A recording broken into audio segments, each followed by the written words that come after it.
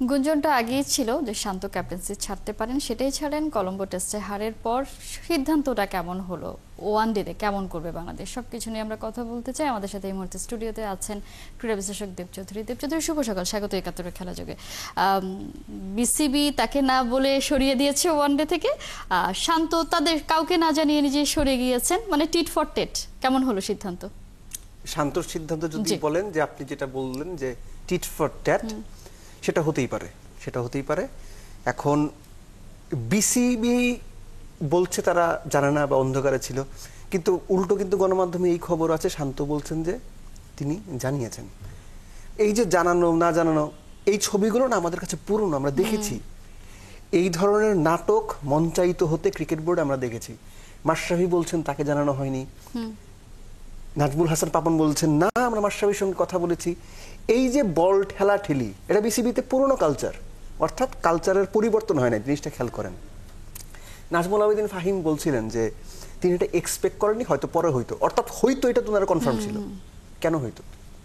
আপনার ক্যাপ্টেন্সি ছেড়ে দিচ্ছে, এটা আপনারা জানেন, হয় এই সিরিজে নয় পরে। কেন ছেড়ে দিচ্ছে? আপনাদের কারণে। আমি একটা জিনিস খুব স্পষ্ট করে বিভিন্ন সময় বলছি, শান্তকে না, পৃথিবীর যে কোনো ক্যাপ্টেনকে ক্যাপ্টেন্সির দায়িত্ব থেকে কোনো বোর্ড যখন সরিয়ে দেয়, খুব স্বাভাবিক প্রক্রিয়া, খুবই স্বাভাবিক। প্রশ্নটা হচ্ছে কিভাবে সরাচ্ছেন। কোনো দেশের ক্যাপ্টেন কোনো কর্মচারী না, তারা প্রফেশনাল ক্রিকেটার, টাকার বিনিময়ে খেলেন, কিন্তু কর্মচারী না। একজন অফিসের একজন কর্মচারী আর একজন ক্যাপ্টেনের মধ্যে বিস্তর পার্থক্য রয়েছে।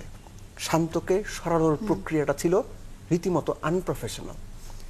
একজন ক্যাপ্টেন প্রেস কনফারেন্স থেকে বের হয়ে গিয়ে কোচের সঙ্গে ওয়ানডে টিম নিয়ে আলোচনা করবেন, মিটিং ফিক্স করা, তাকে ডাকানো হলো মিস্টার নাজমুল আবেদিনের কাছে, ক্রিকেট অপারেশনস চেয়ারম্যান তিনি। শান্তকে জানিয়ে দেওয়া হলো you are no longer the one day captain. অর্থাৎ আপনি তার সঙ্গে আলোচনা করার বদলে তাকে আপনারা সরিয়েই দিতেন, আলোচনা তো করতে পারতেন। এটা শান্তর আত্মসম্মানে লেগেছে, তিনি অপমানিত ফিল করেছেন। এবং 12 তারিখে আমি খুব স্পষ্ট করে বলেছিলাম শান্ত ক্যাপ্টেন্সিতে থাকছেন না তিনি। শ্রীলঙ্কা সিরিজের টেস্ট সিরিজের পরেই তিনি there is every chance captaincy ছেড়ে দেবেন। আমি নিশ্চিত জানতাম, 100% শিওর বিসিবি। এটা আপনি জানতেন কারণ আপনি এই কালচারটার সাথে খুব পরিচিত। শুধু কালচার না, আমি আমার নিজের যে ফেসবুক পেজ, সেখানে আমি স্পষ্ট করে বলেছি দের ইজ এভরি চান্স শান্ত ছেড়ে দেবে। খেয়াল করেন, আমি জানতাম, বিসিবি জানে না। তাহলে বুঝেন অবস্থা, জানে না বলছে, সেটা কি আসলে মিডিয়ার সামনে বলছে? এক্স্যাক্টলি, তারা মিডিয়ার সামনে এক একজন এক এক রকম কথা বলছে। There is another point. গতকালকে একটা গণমাধ্যমে পড়লাম, বিসিবির সম্মানিত সভাপতি আমিনুল ইসলাম বুলবুল বলছেন যে শান্তর এই সময়টাতে না ছাড়লেও পারত, সামনে ওয়ানডে সিরিজ দলের উপর ইম্প্যাক্ট পড়তে পারে, ক্রিকেটটা তো আগে, দেশটা তো আগে। আমি ওনার কথা রেসপেক্ট করি। শান্তকে যখন সরালেন তখন এই কথা আপনাদের মনে ছিল না? আপনারা যে কাজটা করেছেন শান্তর সঙ্গে, দল আগে দেশ আগে, আমিও মানছি। 4 দিন পর টিম শ্রীলঙ্কাতে যাবে, 4 দিন আগে কিভাবে আপনার ক্যাপ্টেন্সি থেকে একজনকে সরান? ধরলাম আমি ওয়ানডে থেকে সরাচ্ছেন, নিয়ে প্রেস কনফারেন্স করে গেছেন, কথা বলেছেন, গিয়ে জানলেন তার ক্যাপ্টেন্সি, ওয়ানডে ক্যাপ্টেন্সি নেই। আপনি যদি দেশ দলের কথা আপনারা চিন্তা করেন, ওই সময় শান্তকে সরান কেন? আপনারাও তো চিন্তা করতে পারতেন শ্রীলঙ্কা সফরটা শেষ হোক, তারপরে শান্তর সঙ্গে কথা বলে তারপরে সরাই।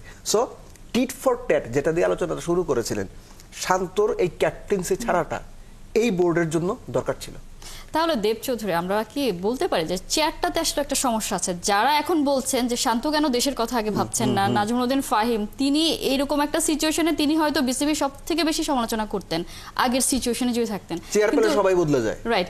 এই মুহূর্তে তিনি যেহেতু নিজেই আছেন এই জায়গায়, তিনি আসলে এক্সপেক্ট করছেন না, বা তিনি বেশ হতাশা তার চেহারা মুখে, মানে তাহলে এই জায়গায় বসে সব ব্লান্ডার। ভাই আমি স্পষ্ট করে বলি, Nazmul Abedin Fahim made a blunder.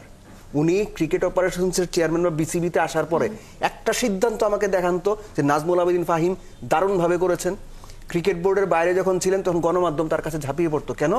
বিসিবির এগেনস্টে, বিসিবির অনাচারের এগেনস্টে, আনপ্রফেশনালিজমের এগেনস্টে যে কয়টা ভয়েস সোচ্চার ছিল, তার মধ্যে Nazmul Abedin Fahim was very prominent. এটা নিয়ে তো কোনো ডাউট নাই।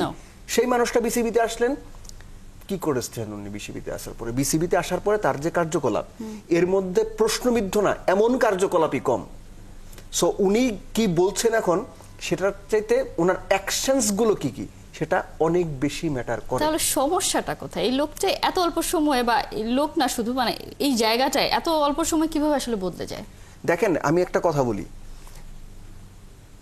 আমিনুল ইসলাম বুলবুল একটা গণমাধ্যমে বলেছেন যে টেস্ট ক্যাপ্টেন্সি থেকে শান্তকে সরানোর যে প্রক্রিয়া, স্বাভাবিকভাবে সমালোচনা হয়েছে, প্রশ্ন হয়েছে, সেখানে বলা হচ্ছিল যে ইট ওয়াজ এ মিসকমিউনিকেশন। আপনি ওয়ার্ডটা খেয়াল করেন, মিসকমিউনিকেশন।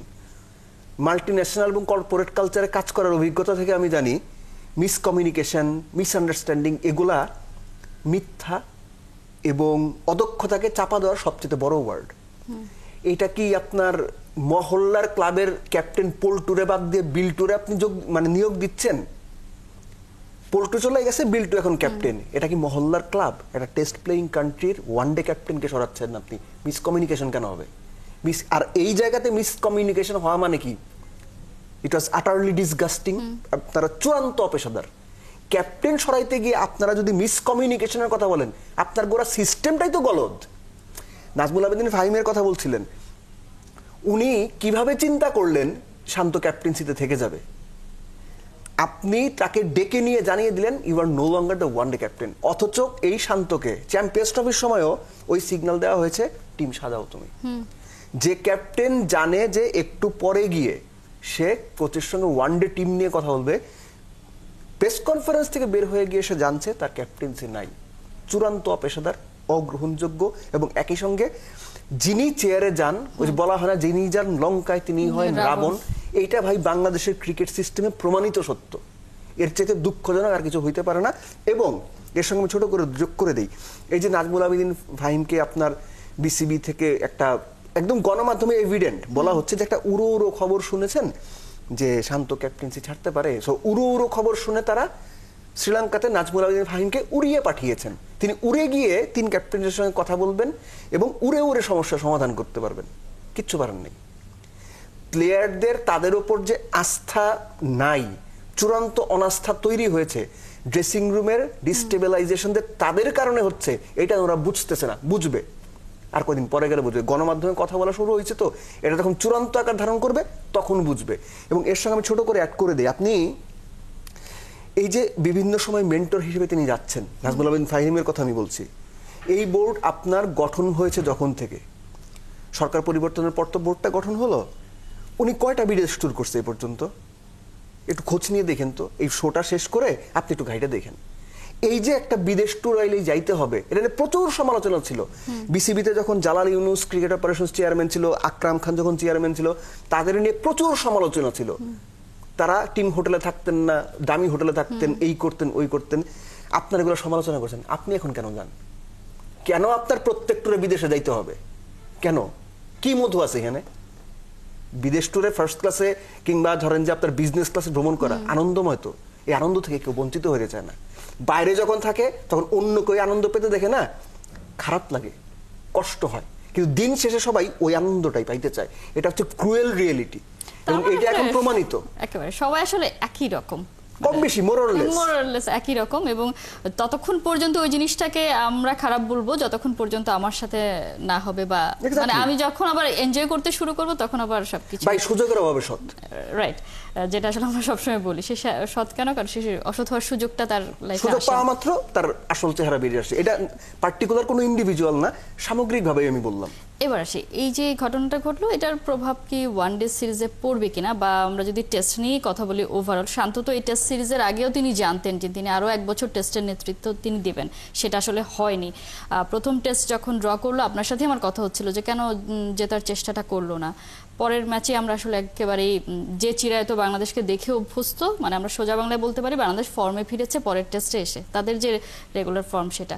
এই জিনিসগুলো কেন? এটা কি আসলে দলের ভিতর যে অস্থিরতা সেটার কারণে, নাকি আসলে এটা হওয়ারই কথা ছিল? দেখেন, শান্ত একটা কথা বারবার বলেছে, তিনি কোনোভাবেই চান না দলে 3 ক্যাপ্টেন থাকুক। 3 ক্যাপ্টেনের theory it's a proven wrong theory, একদম প্রুভেন। বাংলাদেশ ক্রিকেটের প্রেক্ষাপটে আমি বলছি, তারা ওই থিওরিতেই ফেরত গেলেন। এবং শান্ত যখন ক্যাপ্টেনের কাজ কিন্তু শুধুমাত্র কোনো মাঠে না, দল চালানো না, মাঠের বাইরে। এটা আমরা মাশরাফি বিন মুর্তজাকেও দেখেছি, মাঠের বাইরেই তার কাজ বেশি ছিল, প্লেয়ারদের মোটিভেট করা, কারো কোনো সমস্যা থেকে সেগুলো ডিল করা। শান্ত চমৎকারভাবে মাঠের বাইরের ব্যাপারগুলো হ্যান্ডেল করা শুরু করেছিলেন, একটা গুছিয়ে আনার ব্যাপার না, গুছিয়ে আনা শুরু করেছিলেন, সেই সময় সেই ছেলেটাকে আপনারা সরাই দিলেন। এখন এটার ইম্প্যাক্ট যদি ওয়ানডে টিমে পড়ে, অবাক হওয়ার কিছু নাই। আপনাদের কি মনে হয় শান্ত খুব সুন্দর মন নিয়ে ক্যাপ্টেন্সি ছেড়ে দিয়েছেন, দেশের জন্য নিজেকে উজাড় করে দেওয়ার জন্য ক্যাপ্টেন্সি ছেড়ে দিয়েছেন? ওনারা যারা এই কথাগুলো বলছেন, ওনারা হইলে এটা করতেন না তো। ওনারা যে অন্যায় শুরু করেছিলেন ওটার ফিনিশিং দিছে শান্ত। ওনারা যে অপরাধ করেছিলেন সেটার এগেনস্টে যে স্ট্যান্ড নেওয়া দরকার সেটা শান্ত নিয়েছে। ওনারা যে অপেশাদারিত্বের পরিচয় দিয়েছেন সেটার এগেনস্টে যে ক্যাপ্টেনের গাটস দেখানোর কথা তিনি সেটা দেখিয়েছেন। তিনি অসম্মান সহ্য করে মেরুদণ্ড সোজা রেখে নিজের ক্যাপ্টেন্সি ছেড়ে দিয়েছেন। গো অ্যাহেড, জীবন আগায় যাবে, তিনিও ক্রিকেটটা খেলবেন। এখন কথা হচ্ছে যে ওয়ানডেতে ইম্প্যাক্ট পড়তে পারে কিনা, পড়তেই পারে। দলের পারফরমেন্স যদি আপনি হিসাব করেন, চ্যাম্পিয়ন্স ট্রফিতে বাংলাদেশ জঘন্য ক্রিকেট খেলেছে। চ্যাম্পিয়ন্স ট্রফিতে কিন্তু আমাদের এই মোটিভেটররা ছিল, মোটিভেট করতে পারে নাই। বাংলাদেশ শ্রীলঙ্কার এগেনস্টে না, আপনার ওয়েস্ট ইন্ডিজের সাথে যদি ভুল না করি হোয়াইট ওয়াশ হয়ে এসেছে, মিরাজ বোধহয় ওই টুরে ক্যাপ্টেন ছিলেন। হ্যাঁ, সো তখন তো ওই ওয়েস্ট ইন্ডিজের তৎকালীন বোর্ড সভাপতিও ছিল, কি মোটিভেট করতে পেরেছিলেন? সো এই যে বিদেশ ট্যুর করেন না, এগুলো মোটিভেট করতে দেখেন, এগুলো একটা বাকওয়াস কথাবার্তা, বানোয়াট কথাবার্তা, এগুলো হচ্ছে প্লেজার ট্রিপ। বিসিবির টাকায় বিজনেস ক্লাসে আপনারা যাবেন, 5 স্টার হোটেল থাকবেন, ঘুরবেন ফিরবেন, ব্যাগ ভর্তি শপিং করবেন, মোস্ট লাইকলি শপিং এর টাকাও বিসিবির অ্যাকাউন্ট থেকে যাবে, সুন্দর আরাম, এর বাইরে কোনো কিছু নাই। Life is beautiful. এবং এই যে মোটিভেট করতে যায়, হ্যান করতে যায়, ত্যান করতে যায়, আপনাদের এত মোটিভেশন নিয়ে বাংলাদেশ টিমের এই অবস্থা কেন? দেখেন, মোটিভেশন শুধু বিদেশের মাটিতেই কাজে লাগে, দেশে কাজে লাগে না। দেশে আপনার মোটিভেশন দেন না।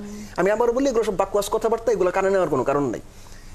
টিম যদি ওয়ানডেতে ভালো করে, এটা একটা বোনাস হবে, সত্যি কথা বলছি আমি। কেননা যখন টিম ক্যাপ্টেন, কোচ পর্যন্ত জানতেন না ক্যাপ্টেন সরিয়ে দেওয়া হচ্ছে, মিরাজ শান্তর যে সম্পর্ক, ফ্রেন্ডশিপ একদম এজ লেভেল থেকে, সেটাতে একটা ফাটল ধরানো, এবং সর্বোপরি সেটার ইম্প্যাক্ট ক্রিকেটের ওপরে গিয়ে, মাঠের ক্রিকেটের কথা বলছি, মাঠের ক্রিকেটের ওপরে গিয়ে পড়া, এর সব কিছুর দায় এই এক্সিস্টিং বোর্ডকে নিতে হবে। এর সব কিছুর দায় ক্রিকেট অপারেশনসকে নিতে হবে। এবং বোর্ড যেভাবে সিদ্ধান্তগুলো নিয়েছে, এই সিদ্ধান্তগুলো কোনোভাবেই পেশাদার সিদ্ধান্ত হয়নি। শান্তকে আপনি সরিয়ে দিতেই পারেন, আপনি লিটনকে সরাই দেন, মিরাজকে সরাই দেন, কোনো অসুবিধা নাই, কিন্তু তাদেরকে ওই সম্মানটা দেয়। জাস্ট মনে করাই দেয় আপনাকে, বাংলাদেশে এখনো পর্যন্ত যত ক্যাপ্টেন সরানো হয়েছে, আমি যতটুকু মনে করতে পারি, একমাত্র খালেদ মাহমুদ সুজনকে ডেকে আলোচনা করে সরানো হয়েছিল। ওই সময় চিফ সিলেক্টর ছিল হচ্ছে আপনার ফারুক আহমেদ। খালেদ মাহমুদ সুজন রাগে, ক্ষোভে, অভিমানে খেলা ছেড়ে দিয়েছিলেন, পরবর্তী ব্যাক করেছেন। He is still the only player যে মাঠ থেকে অবসর নিতে পারছে। আপনি আশরাফুলের কথা বলেন, হাবিবুল হাসান সুমন ভাইয়ের কথা বলেন। ওয়ান ফাইন মর্নিং 2011-তে Shakib Tamim captain, vice captain Zimbabwe থেকে ফিরে দেখে ক্যাপ্টেন্সি নাই। সো দোষ তাদের থাকতে পারে বা আছেও, কিন্তু এটা প্রসিডিউর না, আপনি ডাইকা নিয়ে জানাই দেবেন ভাই কালকে তুই নাই, এটা হইতে পারে না। এটা চরম বোকামি, চরম অন্যায়, অপরাধ করা হয়েছে, চূড়ান্ত অপেশাদারিত্বের পরিচয় দিয়েছে Bangladesh cricket board. Next test captain কি হবে? আছে কেউ মানে শান্তর পর আসলে এলিজিবল কাকে দেখছেন যে হতে পারে? দেখেন, এই মুহূর্তে বাংলাদেশের জন্য বেস্ট পসিবল অপশন ইদার আপনি মিরাজের দিকে যাবেন অথবা আপনি লিটনের দিকে যাবেন। এখন টেস্ট ক্যাপ্টেন যদি হিসাব করেন, Miraz is a very good performer. Last সাইকেলে he was the top scorer, ভালো উইকেট টেকার। সো মিরাজকে দেওয়াটা যুক্তিযুক্ত হতে পারে। তার মিরাজ কিন্তু ক্যাপ্টেন্সি ম্যাটেরিয়াল হিসেবেও ভালো। এই লেভেলে তিনি বাংলাদেশকে বিশ্বকাপে নেতৃত্ব দিয়েছেন। আমাদের যে ডোমেস্টিক সার্কিটে খেলাগুলো হয়, নিয়মিত অধিনায়ক বা ক্যাপ্টেন্সি ম্যাটেরিয়াল হিসেবে তিনি এবং শান্ত গড়ে উঠেছেন, এবং মিরাজ পারফর্মার। সো আমার মনে হয় মিরাজকে দেওয়াটাই এই মুহূর্তে আইডিয়াল সিদ্ধান্ত। বাট দেন এগেইন হয় কি, একজন ক্যাপ্টেন যখন একটা কালচার বা তার মতো করে একটা দল বিল্ড আপ করেন, নতুন কোনো ক্যাপ্টেন আসলে তিনি তার দলটাকে তার মতো করে সাজাতে চাইবেন, কিংবা তার পরিকল্পনা অনুযায়ী, এবং এটা খুবই আন্ডারস্ট্যান্ডেবল। বিশ্ব ক্রিকেটের এই প্র্যাকটিসটা সবখানেই হয়। সো মিরাজকে বা অন্য যাকেই ক্যাপ্টেন্সি দেন, শান্ত যেটা বলেছিল যে 2 ফরম্যাটে দেওয়ার জন্য বা লম্বা সময়ের জন্য, মিরাজকে দিলেও লম্বা সময়ের জন্যই দেওয়া উচিত। একটু ছোট করে অ্যাড করে দিই, 2027-এ হচ্ছে আমাদের ওয়ানডে বিশ্বকাপ, আমাদের মানে বাংলাদেশ টিম বা খেলতে যাবে। আপনি ওয়ানডে ক্যাপ্টেন মিরাজকে 1 বছরের জন্য কেন দিলেন? কেন 2026-এর জুন পর্যন্ত? নাকি বিশ্বকাপের 1 বছর পরে গিয়ে মিরাজ 2 ওয়ানডে ক্যাপ্টেন্সিতে খারাপ করে, তার মানে বিশ্বকাপের 1 বছর আগে আপনি ওয়ানডে বিশ্বকাপের 1 বছর ক্যাপ্টেন হাত ধরে বেরাবেন, এখন আমার ক্যাপ্টেন কে হবে? আপনি বুঝতে পারতেছেন ক্রিকেট অপারেশনসের চিন্তাটা কতখানি দুর্বল? আমি এই জন্যই সেটাই, বলছিলাম। এই যারা এখন দুর্বলতাটা দেখাচ্ছে তারাই কিছুদিন আগে অন্যদের চোখে আঙুল দিয়ে দেখিয়ে দিত যে যে অন্যদের লুপহোলস ওনারা গুলো ভুল করতেছে। কোথায় ভুল করছে, তারাই এখন আসলে আমরা বলি চোখে টিনের চশমা পরে আছেন। অনেক কথা হলো আপনার সাথে, মানে আপনি ওই যে আপনার সাথে বারবার কথা বলে যেটা আসে যে অনেকটা লম্বা সময় ধরে আপনি এই জায়গাটায় আছেন, আপনি আসলে পুরো কালচারটাকে খুব ভালোভাবে জানেন এবং সে কারণেই হয়তো আপনি বলেছেন যে শান্ত যেটা করেছে একেবারে পারফেক্ট সময় করেছে, আরো আগে করলে সেটাও আসলে মানা আপনি যেত। দোষ দিতে পারতেন না, কারণ তার সঙ্গে যেটা হয়েছে তিনি টিট ফর ট্যাট যদি করতেন এই দোষ দিতে পারবেন কালচারগুলোকে না। বারবার করে আসলে অ্যালাউ এই করা কালচারগুলো হলে নার্চার করা হয়। রাইট, এই কারণেই হয়তো আমাদেরকে এই সময়ে এসে এসব দেখতে হয়। তারপরে আমরা শুধু প্রত্যাশাটাই করতে পারি যে ভালো কিছুই হবে। দেব চৌধুরী, অসংখ্য ধন্যবাদ এতক্ষণ যুক্ত থাকার জন্য। দর্শক, আমরা কথা বলছিলাম শান্ত ক্যাপ্টেন্সি ছাড়া নিয়ে। আমাদের সাথে এই আলোচনায় এতক্ষণ জুড়ে ছিলেন ক্রীড়া বিশ্লেষক দেব চৌধুরী।